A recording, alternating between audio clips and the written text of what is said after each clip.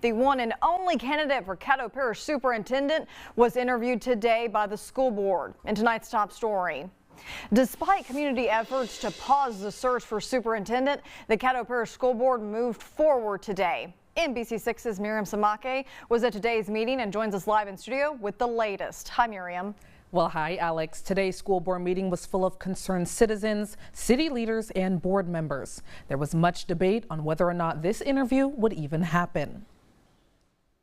There is tension between the Caddo Parish School Board and the public as the superintendent search continues. Members of the community voiced concerns about the only candidate to be interviewed, Keith Burton. Unless you have walked in where we've walked, you've lived the way we lived, you don't quite understand what's happening with these children when they come to school. You're saying, I'm looking at the data and I'm choosing to put in place someone who has been in charge of academics for 10 years as we sit with 40+% of schools with D's and F's, and that's good enough? The school board became divided as some members wanted to postpone the interview process and add more candidates. The reason I'm saying postpone because the community is saying, and we saying it too, I said it.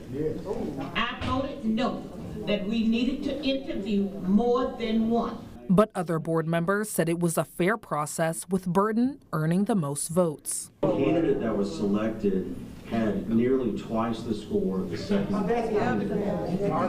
And we have people talking about in the business world. In the business world, when this happens, you don't go through political theater to pretend like other candidates have an option. It was voted down to postpone, and the interview was held in an open meeting. Community members said the agenda was confusing, as they believed the meeting would be in private. I appreciate the open session. My concern is that the broader public understood that the interview would be in closed session.